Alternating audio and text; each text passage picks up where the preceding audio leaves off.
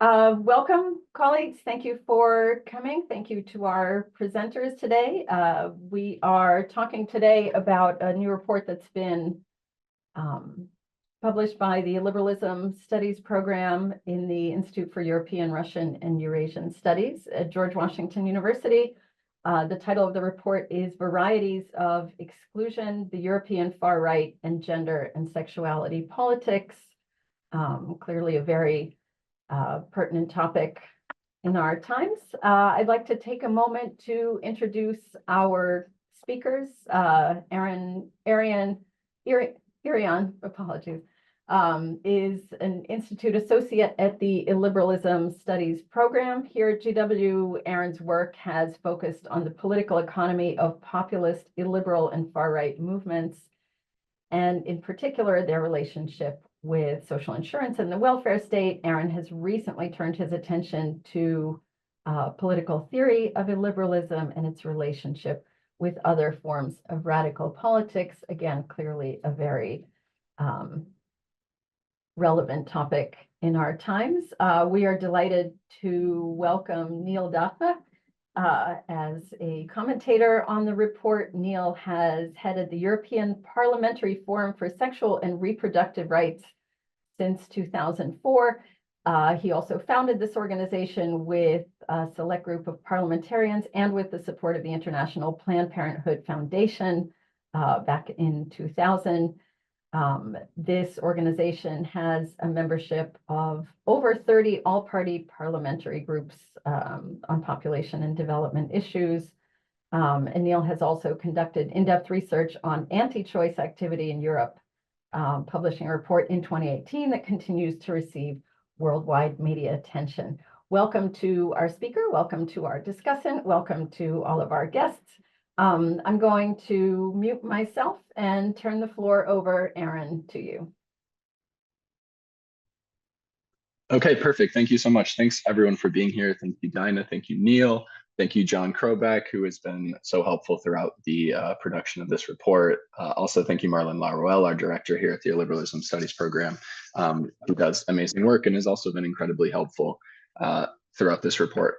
So I think in terms of introductory remarks, what I'll do is I'll kind of talk about the impetus of this project, where it came from, and then I'll set the stage a little bit and then dig a little deeper into the report and the kind of themes and through lines that run throughout it, which I lay out as concisely as I could in my introduction to the report itself.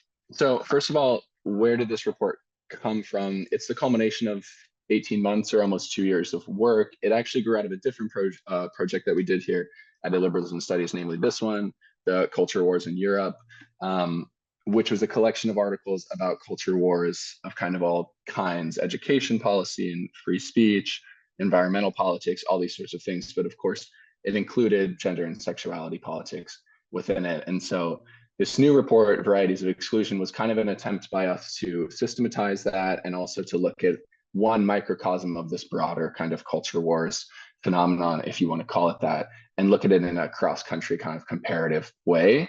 And so that's where the report came from. We started it a couple of years ago, and it's just sort of wrapping up now. As Diana mentioned in her introduction, I mean, this stuff is incredibly relevant. And so what kept happening is every time we would be feeling like we were nearing the end, something major would happen, whether elections that featured far-right forces or some sort of new development on actual policy matters on gender and sexuality politics. So that's where it came from. In terms of setting the scene, there's so much to say that it's almost difficult to call it setting the scene. But obviously, we just had the European elections. The far right sort of underperformed what people thought it would do in some ways. The European People's Party, which is the sort of standard center-right bloc, did particularly well in these elections. That being said, the Identity and Democracy group, I charted some figures down here quickly, was up 18% from 2019. The European Conservatism and Reformist group was up 20%. The non-aligned group was up 40%. That doesn't just include far-right parties, but that is the sort of home of AfD from Germany and Fidesz from Hungary and these sorts of parties. And so, as you can see, they did particularly well. And the flip side of that is that liberal parties did particularly poorly. The sort of Renew group was down 27%. The Greens were down 24%. The Social Democrats were sort of static. I think they maybe gained 3 seats or something like that. And so that's kind of where we're at. And then, of course, there's a variety of national elections which have either just taken place or about to take place. So obviously in the Netherlands, the PVV did exceptionally well in the last elections, and Hertz Wilders will not be at the head of the government, but he will be obviously a very important player. Since 2022, the Swedish Democrats have been in confidence and supply for the Swedish government. We're about to have a parliamentary election in France. We're about to have a parliamentary election in the UK, both of which are featuring fairly prominently far-right forces. And so that's kind of where we are. The far right is exceptionally relevant and a major piece of the far right's policy platform.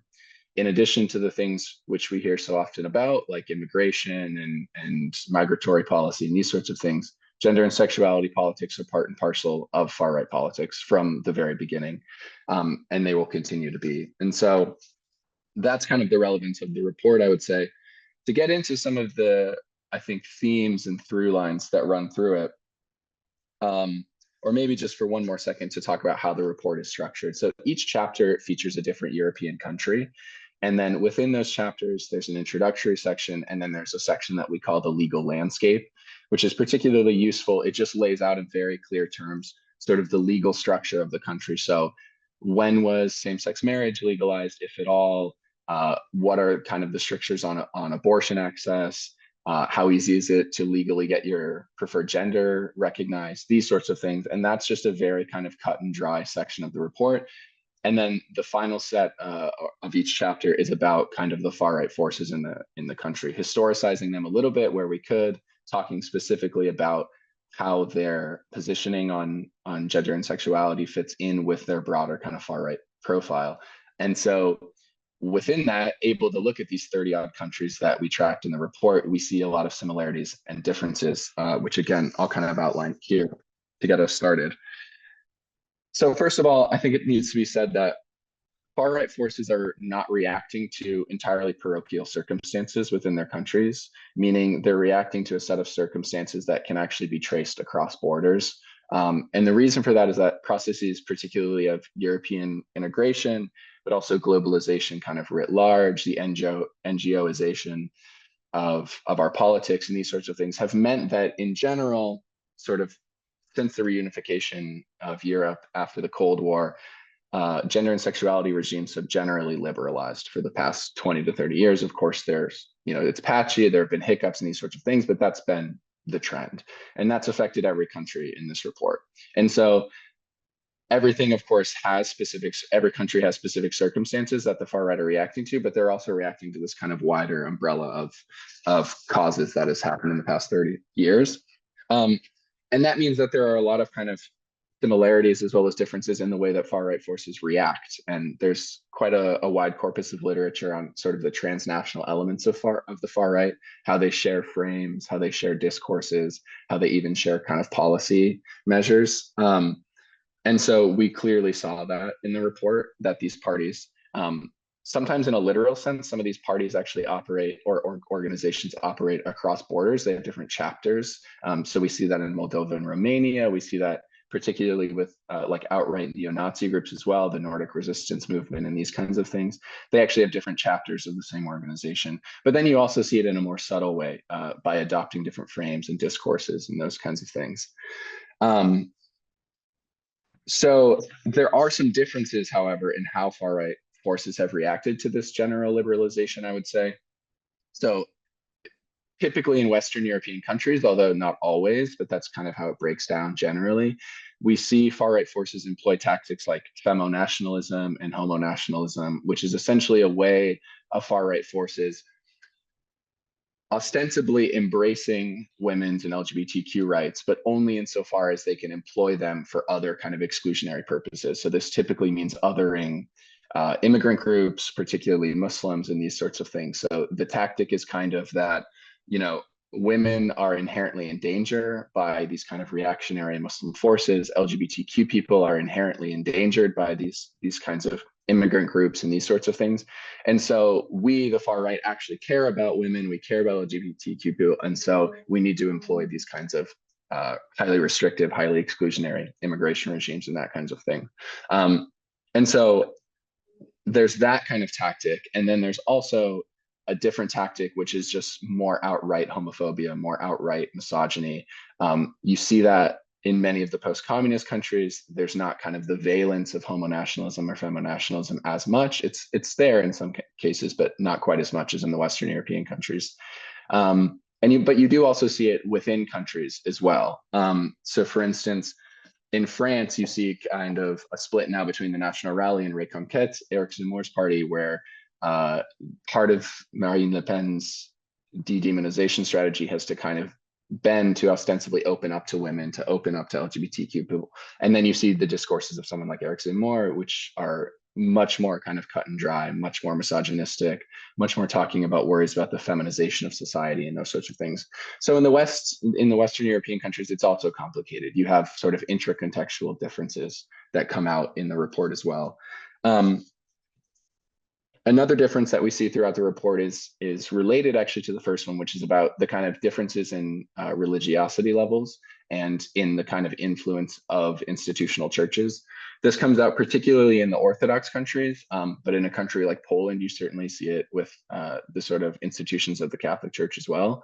But it's pretty stark in the Orthodox countries. And so you see kind of differences in the coalitions that the far right is able to build. For instance, in the Western European countries, it's much less stark, the coalition between something like an institutional church and a far right group. Whereas in some of these other countries, you see them actually working together to organize rallies, a March for Life or something like that, that's against abortion or against LGBTQ rights and these sorts of things. And so you see differences in the rhetoric, but also differences in the coalition based on the religiosity of the country and the power of kind of institutional churches. So that's one difference that you see in the report. As well, another one is kind of the affinity for violence or extra-parliamentary activity in general. So within country again, but also sort of intercontextually between the countries, you see far-right groups that have a very different relationship with violence, have a very different relationship with extra-parliamentary activity at all, whether that's like rallies or marches or occupations of buildings and these sorts of things. In the Balkan countries, for instance, you see groups that run in elections that are institutional parties that are also actively participating in violence, or at least have historically. Some of them have become marginal in the electoral sphere and remain violent, or vice versa. But you see that's a particularly stark example, but it's also, it's the case throughout Europe. And then you have other parties that are absolutely have tried to cut themselves off from being associated with violence, or even from being associated with kind of disruptive extra-parliamentary activity. Now, importantly, I think that it's important to raise here something that comes out in the report, which is that these borders between what used to be called kind of the extreme right and the radical right, meaning extreme, meaning that you kind of reject entirely the constitutional order, that might even mean rejecting democracy wholesale. And then the radical right in the literature was typically thought of as, you kind of want to tweak the constitutional order. You have qualms with very particular elements of it, but you don't kind of want to upend the whole system. And a lot of the literature in the past was sort of breaking these two groups apart and dealing with them separately. But in this report, and also there's a new bit of literature on the kind of porousness of these borders, that even when it looks like these two things are separate, they're in fact integrated, whether that be by personnel, whether it be by adopting the frames and rhetoric. An example that I give in the report, for instance, is about Poland, where Law and Justice was not itself engaging in these kinds of disruptive protests or in out and out violence, but their members were on Facebook and on Twitter promoting events by groups like National Rebirth of Poland, which is an outright kind of neo-fascist group. They were attending, they were giving sort of support in various ways. And so there you see the kind of porousness of these borders, that there's not a kind of clear bifurcation between a radical right party, if you want to call it, and something that's much more extreme. And so that's a kind of new phenomenon that comes across very clearly in the report. Something else that I outlined in my introduction is that those porous borders are increasingly coming to characterize the relationship between the far right and the mainstream itself, in two kind of distinct ways. So while the radical and the extreme right borders have become porous, the quote unquote mainstream parties have also started to adopt either parties into government. So I have written down here, I may have missed a couple, but Croatia's election this year brought a far right party into the governing coalition. That just happened a couple months ago. Hungary obviously is a party, or Fidesz's evolution. I think it's fair to call them far right at this point. They've been in power since 2010, obviously. In Italy, you have the kind of post-fascist Brothers of Italy that have been leading the government and have done exceptionally well since they first broke through. In the Netherlands, I mentioned already. In Slovakia, you have Robert Fico's party in coalition now with the SNS, which is a far-right party. In Sweden, it's a little more complicated. The Swedish Democrats are not in the government officially, but they are in a confidence and supply agreement. And something that's happened recently is they said that when the elections in 2026 roll around, they won't have the same setup again. They expect to be welcomed into the government in actual cabinet positions, to have actual ministerships and these sorts of things. Switzerland also is kind of a boundary case, depending on how you want to classify the Swiss People's Party. I think that it's fine to call it far right using the kind of criteria that we outline in the report, which I can talk about later on if you like, but has been in government for quite some time. And then just briefly, France and Austria have elections this year. The Rassemblement National could very well win the elections on Sunday in France. And the FPÖ in Austria looks very well positioned as well for the next Austrian elections. And then in the UK, it's unlikely, almost impossible, that Reform will come close to government. Of course, Labour is going to win in the UK, but the polling is increasingly looking like they might overtake the Conservative Party, which is certainly something to look into as well. So that's sort of bringing the far right into government itself. But there's another sort of more subtle process, which is just about the mainstream adopting the kind of frames and discourses and policy positions of the far right. This is often labeled mainstreaming or normalization. And I think that you see that very clearly, particularly around transgender rights, I would say. Some of these parties, even if they kind of refuse to come out against same-sex marriage or against abortion rights or something like that, trans rights seem to be the ones that they feel fine adopting the far-right frames around, for sort of very particular reasons. And so, for instance, the UK Conservatives manifesto, I was just looking at it this morning, has a line that says that we're going to make clear that sex means biological sex, which is a kind of a euphemistic way of talking about trans people and trans rights.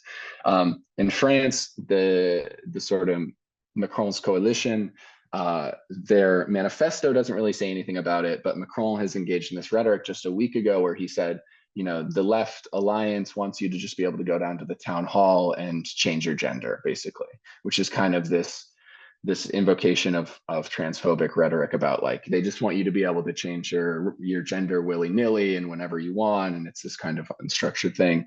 And so, he is kind of centrist extraordinaire, or that's how he was painted from 27 onward by much of the mainstream. And then in Germany, the head of the CDU, Friedrich Merz, has dismissed gender debates as kind of unnecessary or silly, and he's also equated homophobia with pedophilia, which is obviously an age-old trope, and done all sorts of these things. And he's the leader of the sort of quintessential quote-unquote center-right party in Germany that looks almost set to return to government at their next general election. There's many more examples, so maybe I'll close out now, but I think that sort of lays out many of the themes and through lines that come through in the report. And I think that, to close, we're stuck with the far right for the foreseeable future for a variety of reasons. And I think that means that these kinds of exclusionary beliefs on gender and sexuality are going to be at the forefront of politics, because they're built into the character of far right parties themselves since the 1980s, when they really broke through in Europe. And so I think that these are going to be kind of at the forefront of our politics for quite some time. And that means that new kind of strategies and new sort of tactics are going to need to emerge to deal with that phenomenon. So I'll pass it over now to the others. Thank you, Aaron. I'm going to pass it over to Neil. I will also invite our listeners to, you can type questions, you can direct message me, you can wait until the end to state your own question. And I think that we'll be able to get a link to the report so that everyone, before you leave, will be able to access that, hopefully as well. So without further ado, Neil, I will turn it over to you. Okay, well, thank you very much, Dinah. It's a pleasure to be here with you, and thank you, Aaron. That was really a great presentation, and congratulations on the very hard work that you've done to compile this. It's a very useful and timely contribution to the discussion and understanding of the far right in Europe. As you alluded to, Aaron, the far right is not just rising in almost every country in Europe, but it is poised to be in a position of power in a number of different countries. And it may not be an absolute majority or even a relative majority like it may be in France in 10 days. But I think what's happening now is that there's a number of center-right conservative parties who are mainstream conservative parties. They're looking at a future where they do not see any prospect of being able to govern with a center-right agenda unless they make a pact with the devil, and that is with some form of far right. And I think that's the real danger afflicting many different countries.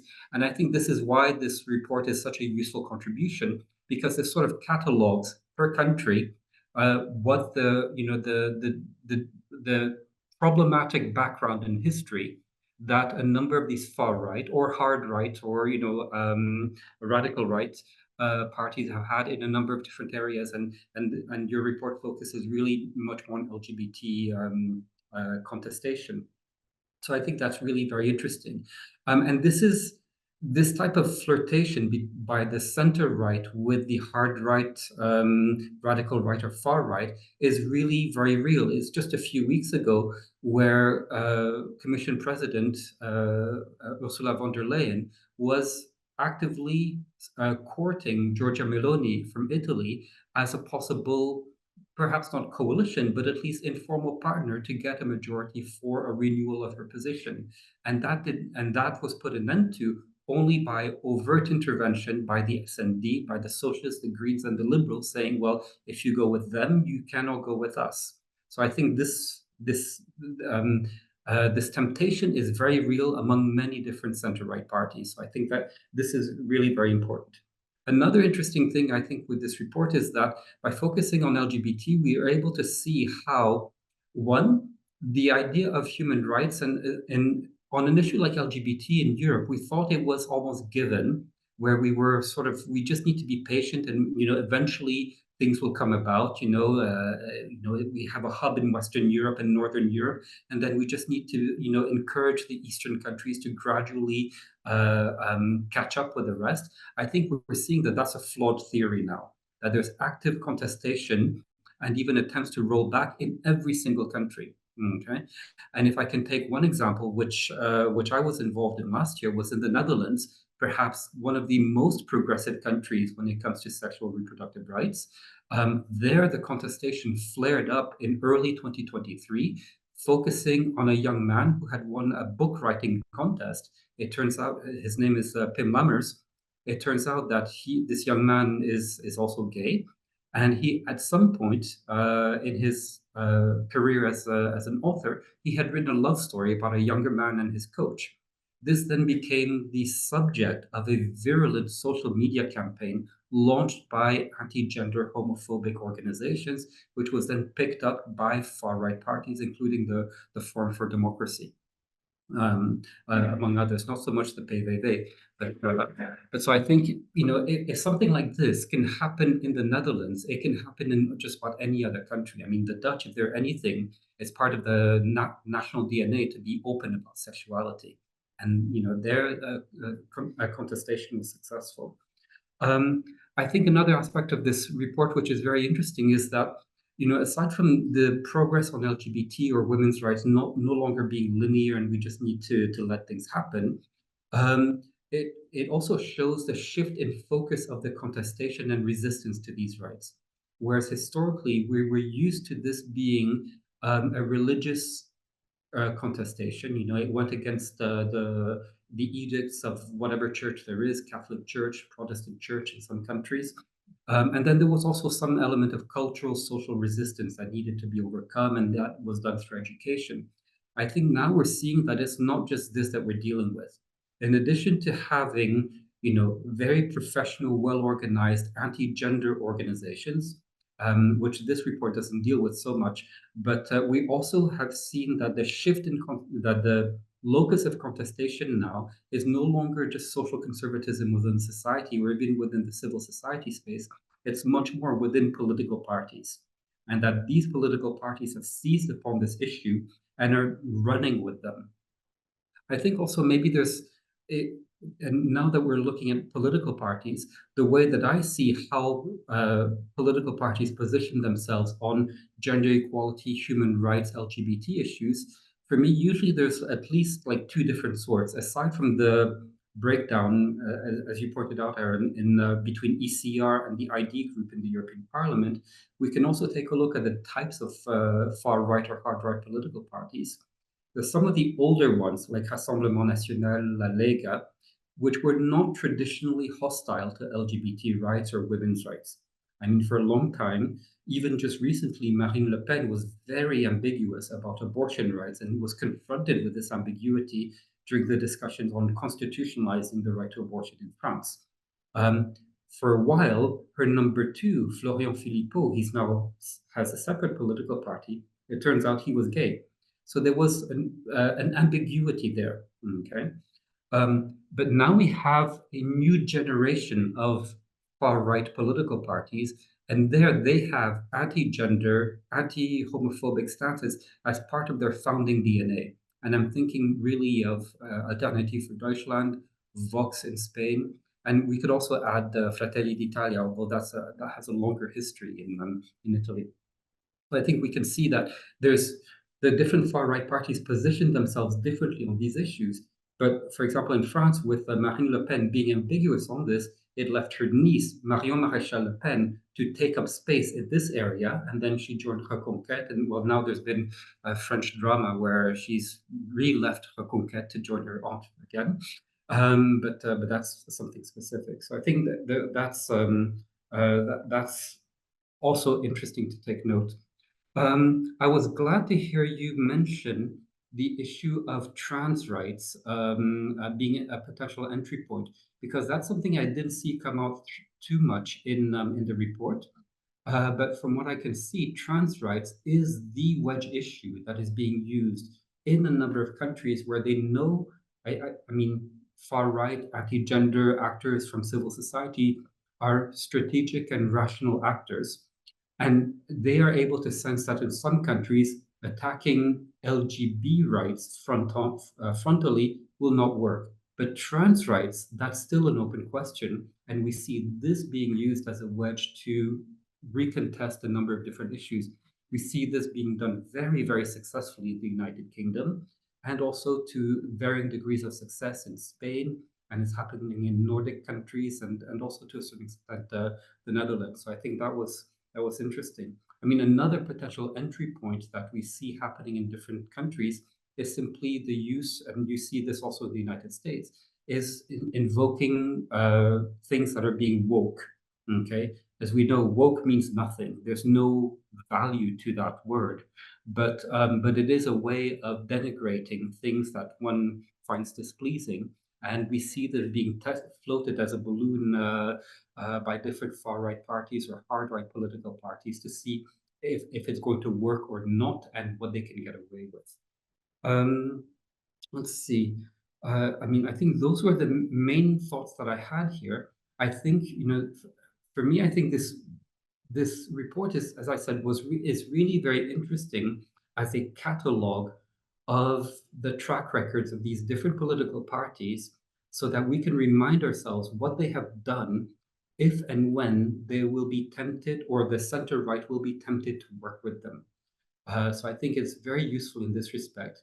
Also, I would suggest also, I mean, the country reports they're only 2, 3, 4, 5 pages maximum. Okay, so they're very succinct, and I wonder if this type of material wouldn't be very well suited to be almost like an online database, rather than a printed report, because like this, it could be updated very quickly, regularly, because I'm sure even now, by the time you finish this report and today, it's slightly outdated in some countries. By the time it goes to print, it will be more outdated.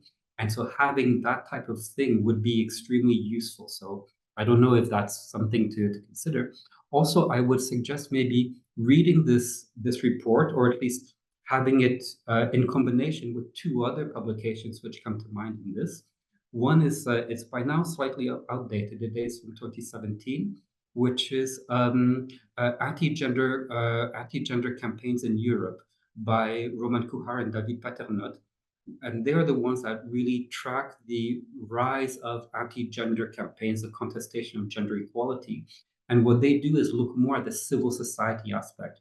They take a they hint at some of the far right, hard right political parties, but it's really much more the civil society base of the contestation. And I think that could be interesting as well. And then there's another book that came out earlier this year, edited by Jonathan Lomascolo, called Christian Right in Europe, which takes a look again at a similar phenomenon. Each of these publications takes a look at, there's country examples in each one. And this one takes a look at, can we talk about a Christian right in Europe? And about how usually it's been a term associated with the United States, but does something like this exist in Europe? And the conclusion is yes, it's emerging. And so I think it fits in rather nicely within this perspective, so that like this, we would have a number of different publications which look at a similar phenomenon, but from different angles: the civil society, the far right or political space, and then the Christian right, the religious mobilization aspect of things. I think that these were my thoughts on this. But again, congratulations on a very useful and very useful piece of research. Thank you. Thank you. Neil, I wanted to draw your attention to the report, which is actually linked in the chat now. So perhaps that's something you'd like to, folks would like to save. I will invite you to think about questions that you might have. I wanted to bring up a question, Aaron, myself, and also to make a comment. The question is a little bit more oriented towards sort of Central and Eastern Europe, although I don't think exclusively. One of the things that we know about those countries is that there's quite a bit of concern about sort of the existential threat of current demography, right? The total fertility rate in most of these countries is not more than 1.2, 1.3. A lot of people from the Baltics, for example, Poland, right, Moldova, Romania, a lot of people have left to go to the West. A lot of young people, especially working age people, have gone to the West to work, especially in the countries that are in the EU now. I wonder, to what extent do you see demographic issues kind of creating an opening for parties? Because these are not issues that are only right-wing issues in those countries. Those are also issues that appear a lot in the center and even a little bit in the left. But I'd be curious, just for those countries, but just in general, to what degree you see sort of the demographics of Europe in terms of fertility rates, especially making an opening. And the comment that I wanted to make, and I think it's not the focus of this report, but I'm just curious, have you, even if it isn't in the report, seen a kind of thread in these right-wing parties of Russian influence? Because I think that, Russian efforts to kind of prop up the right wing in Europe, A, and B, Russian efforts to foster disinformation, which takes advantage of divisions in society, right, and seeks to exploit them. And we see this actually with LGBTQ issues in places like Moldova, for instance. To what degree do you see this as being important, and would this be sort of maybe the next step, or one of the next steps, in terms of thinking about what else we might want to know about this? So I'd like to start with that, but when I think, Aaron, if you want to respond to anything Neil said or to what I said, and then we can open up the floor for questions. Thank you. Yeah, thank you, Dinah. So this is going to be a kind of sweeping answer to that. And I'm happy that you brought up the demographic stuff, because that was actually what I was going to respond to Neil with as well. Because Neil sort of talked about this religious element. And I think that that comes through in the report, as I mentioned in my introduction. But I do think that this sort of demographic crisis, if you want to call it that, is, I think, an entry point, particularly in the quote unquote secular countries now. I think that that has been language that has been used by the far right for years and years and years. Like this was the sort of ethno-nationalism paired with demographic crisis was the formula of the far right for many, many years. The kind of national renewal, that sort of idea was, not fringe in and of itself, of course. Like it's important for any country to sort of reproduce its population and these sorts of things. But it was, in its particular manifestations, quite far right, insofar as it was linked with ethno-nationalism.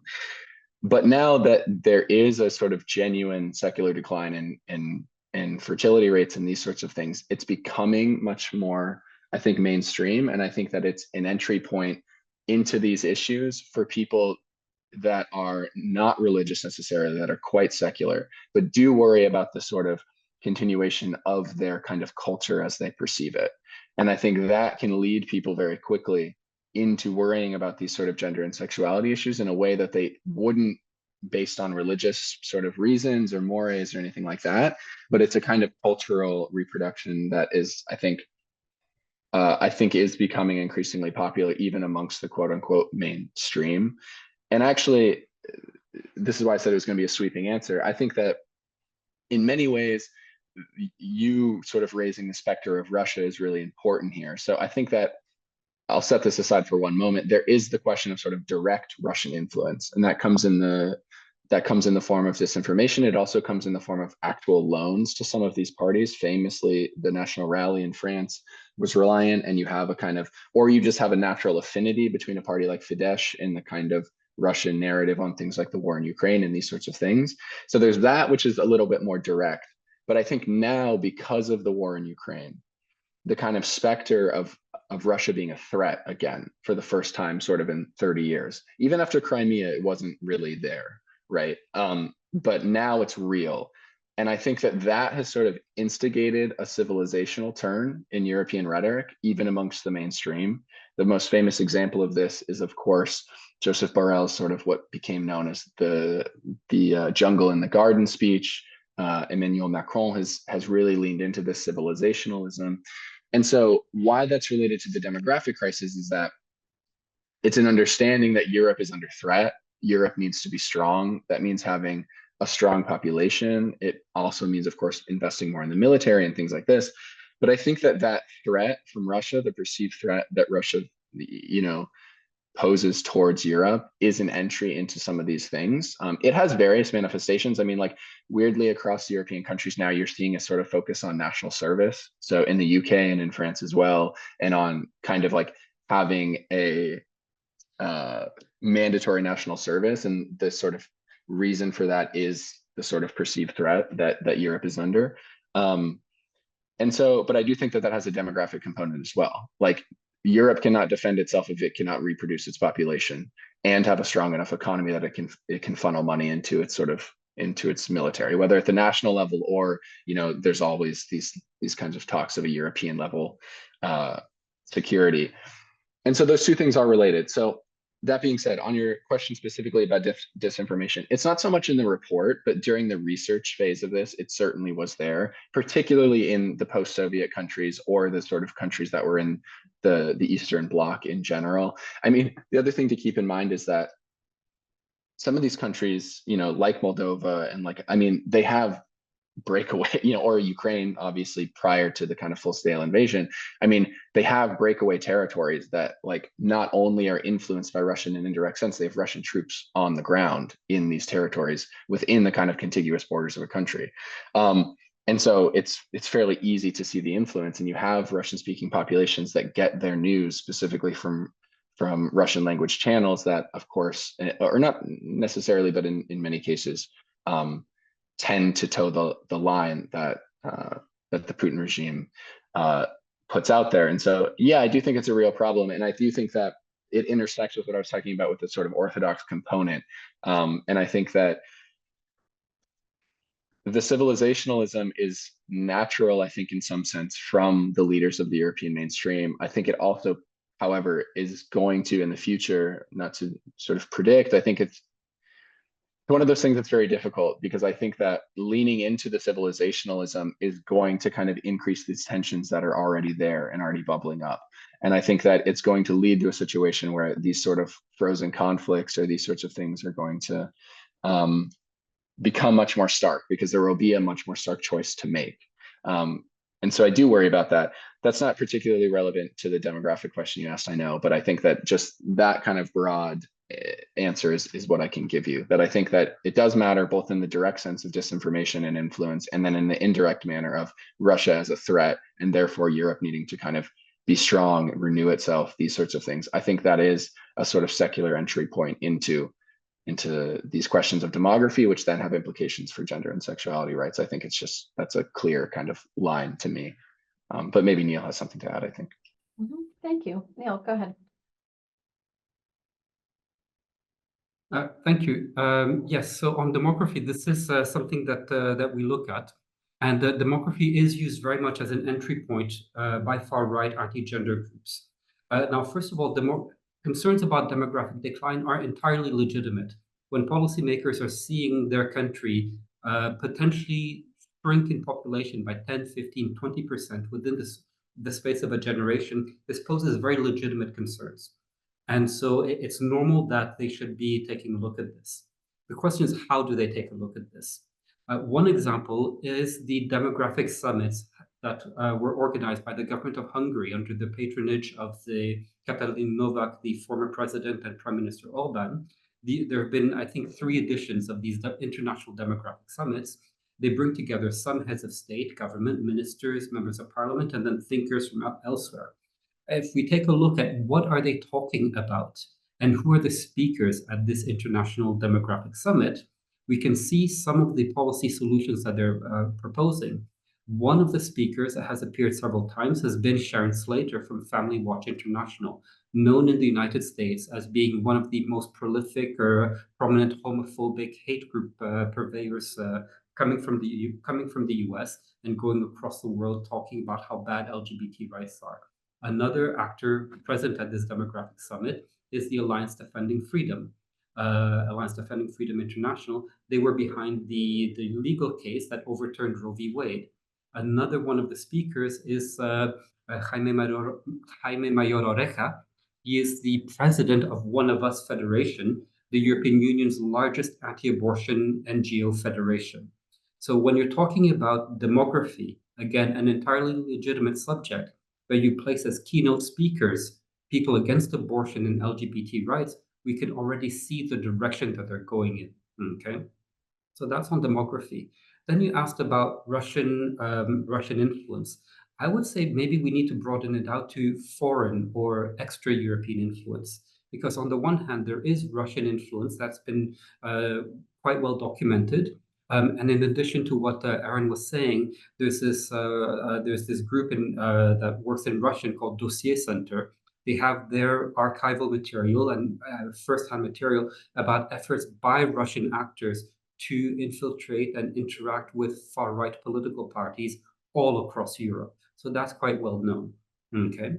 But separately, Russian influence is also present in far-left parties. Again, we can see this also in the voting records in the European Parliament. For example, La France Insoumise and some other far-left parties do vote do take positions which are friendly to Russia.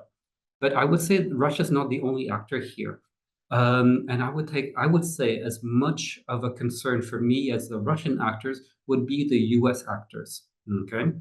In addition to Budapest hosting the demographic summits, Budapest has been hosting for the past couple of years CPAC, the Conservative Political Action Committee. And so you have the CPAC in the US, but there's like a baby version of it here in Budapest, okay? And this is where you see all the different far-right actors interacting with their US and other counterparts. Also, I would say One of the consequences of far-right political parties doing well in elections is that they get access to state funding, not just to operate as a political party, but also in many cases, they get additional funding to establish a political foundation or a think tank. So that now you have political foundations related to far-right parties, AfD, in Germany, in Spain, and Italy, and in a certain number of countries. So what we're seeing now is the emergence of a European ecosystem of far-right political think tanks. And what we see also is that they are establishing international links among each other, but then also beyond European shores. And we see that a number of them have established formal partnerships with the Heritage Foundation. And when we know that the Heritage Foundation, they were the ones behind Project 2025, a very advanced project to basically erode democracy in the United States, I think we need to see the US far-right Christian right influence as being potentially as dangerous as the Russian influence. So I just wanted to add on this very happy note. Yeah, I wanted to say something very quickly about that, which is a shameless plug. At the Illiberalism Studies program, we have some great pieces about CPAC specifically, and members of our team have been to CPAC in Hungary as well as in Mexico City and elsewhere. And there's some really good resources on our site that people should check out if they're interested in that particular dynamic as well. So sorry about that, Dinah. Go ahead.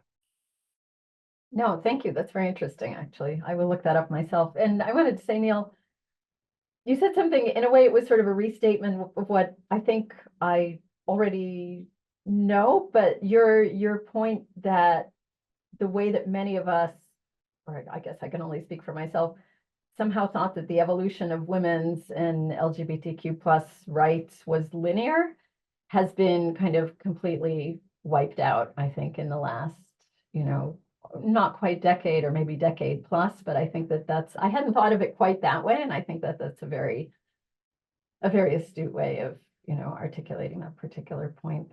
I wanted to ask if anybody in the audience would like to ask a question. You are welcome to put it in the chat. You can raise your hands and ask. There's an enormous amount of interesting material to ask about.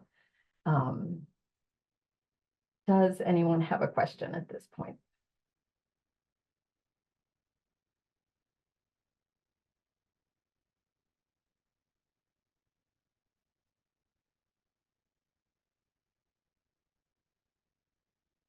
Shall we wait, or shall I just ask one more question that I have? Okay, you can still put it into the chat. You can raise your hand. I'm going to ask a quick question.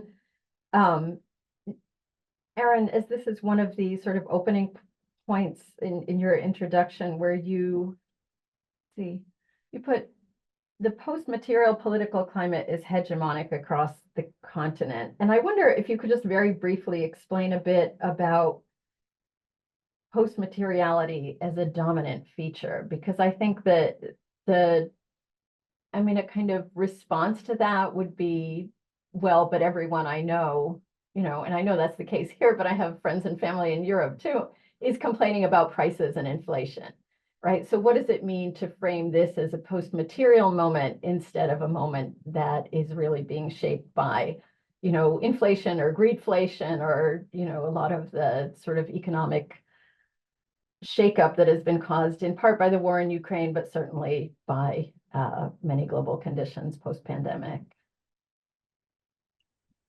Yeah, sure. So a couple quick things to say about that. The reason I brought post-materiality into the introduction, for one, is because far-right parties emerged from a moment of post-materiality, meaning that it was the kind of, this is sort of not very controversial in the literature. It was the kind of, in the 80s, the turn towards post-material politics that let the far right emerge. And by post-materiality, by the way, like I rely on Ronald Inglehart, but also there's many other things in the literature. It's just basically the turn away from giving priority to kind of physical sustenance and safety, and the turn towards belonging, to self-expression, to quality of life, these sorts of things. And it actually emerged, particularly in the European case, out of a kind of relative affluence. So it was actually when sort of things were going okay, that people started to turn towards post-materiality.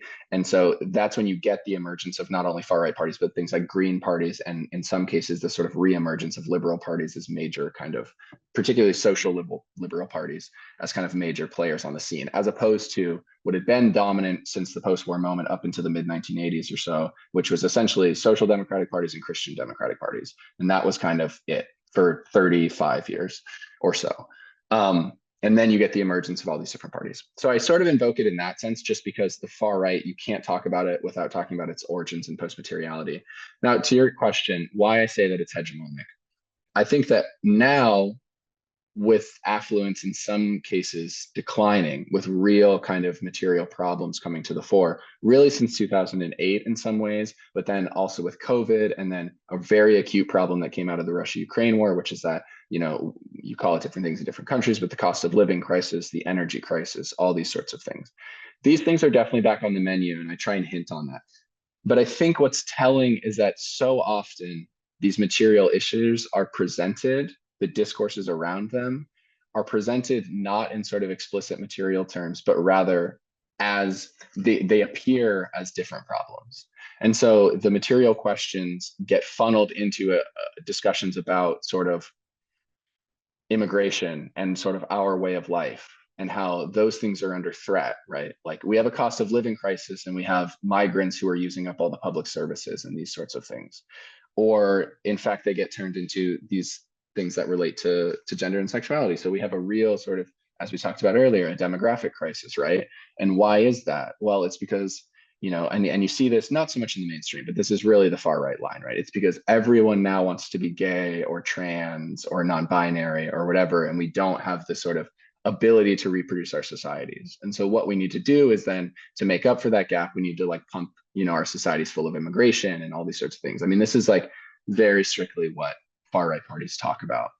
So I think, of course, on the day-to-day level, like, material issues are always going to be important no matter what. People care what the inflation rate is, people care how much gas is, people, all these sorts of things. But I think that we're still living in a moment, and I do think it's changing somewhat. And this is actually what a lot of my research outside of this report focuses on, which is kind of like post-neoliberalism, to the extent we can talk about that at all. So it is shifting, but I do think that just the way that these are packaged are still kind of stuck in post-material strictures, which, by the way, I want to say, that's not a normative claim. I don't necessarily think it's a good or bad thing. I just do think that it's the way that they manifest in a way, if that makes sense. So even though that there are real material problems here, I think that they often get channeled into ways of not talking about them rather explicitly. They get channeled into sort of things that are fetishized or that appear differently than they actually are. Does that answer your question?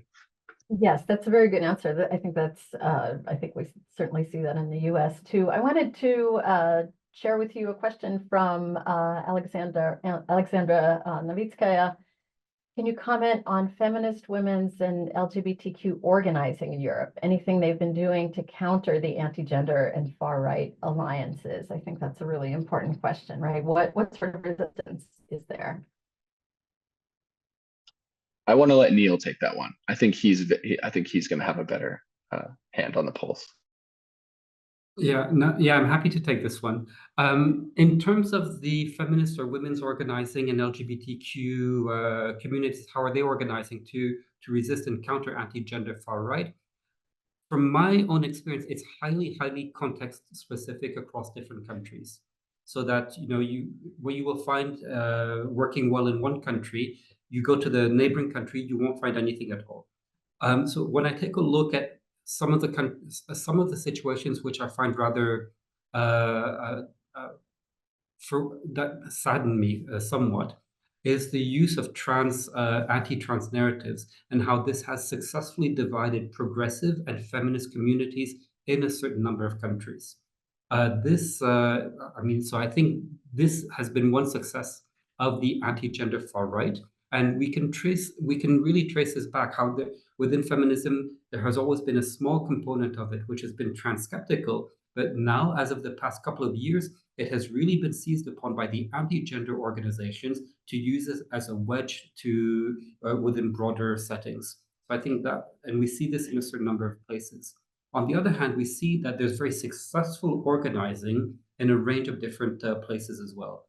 One example that comes to mind is how the feminist community in France organized in order to ensure the constitutional liberty to abortion.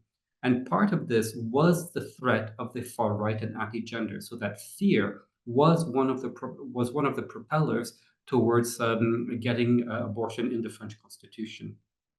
Just earlier this week, I was in Barcelona upon the invitation of the regional government of Catalonia to assess their national sexual and reproductive health strategy. And what I found interesting there is that they've conceptualized ways so that the progress that they've made during their tenure can outlast their time in government, so that they've made sure to create consultative mechanisms so that there's buy-in within society. They've changed the way that government functions, so they've created interdepartmental committees which can only be undone by government decree, so that you change the process by which government works. And they've trained loads of people. They've trained 95% of pharmacists in Catalonia with how to do sexual reproductive health types of work, so that capacity stays there even after they leave power, and they will be leaving power probably in the next couple of months. Another aspect that they've done is include in their strategy a specific point on defending SRHR defenders under attack from far right and anti-gender groups. So that means specifically Vox and the anti-gender organizations, Abogados Cristianos and Hastewir, Citizen Go, and people like that. Another good example that comes to mind is Poland, where you have a coming together of the women's rights, feminist, LGBT, human rights, disabled, trans, democracy, all together under one big tent in order to mount a resistance towards all the onslaughts that were coming from many different directions from the PIS-led government. Now that their allies are in government, they're trying to undo what's about a decade worth of undermining human rights. But myself, having worked with members of parliament in Poland, three of the members of parliament that I know in Poland are now ministers in the new government. And they were explaining to me they're trying to do things. They're trying to, for example, they were trying to repeal the obligation for a prescription for emergency contraception. They're not able to get that done because of the veto from the president. Another example is that the equality minister took 2 months simply trying to stop the administrative process to withdraw from the Istanbul Convention on Gender-Based Violence. So it takes 2 months of a minister and her staff's work, simply in order to achieve the status quo. So I think even though the feminist organizing was very good, we shouldn't underestimate the scale of the destruction that can be done by these groups, and that destroying something is always easier than creating something. But what I fear could happen in Poland, and this did happen in Catalonia, is that once the allies are in power, exercising power is more difficult than it seems when you're in it rather than outside, and it creates some disillusionment from the LGBTI, feminist, women's communities when they don't see the promises come as quickly as they would like. But at least the organizing was good in those contexts. Hope that was useful. Thank you. No, that's very useful. It's good to know that that some resistance is being mounted to that. We are just about at the 11 o'clock hour. I'd like to thank our main speaker, Aaron, and our discussant, Neil, and our audience for sticking around. Thank you to everyone. And yeah, is it Friday? Have a good weekend.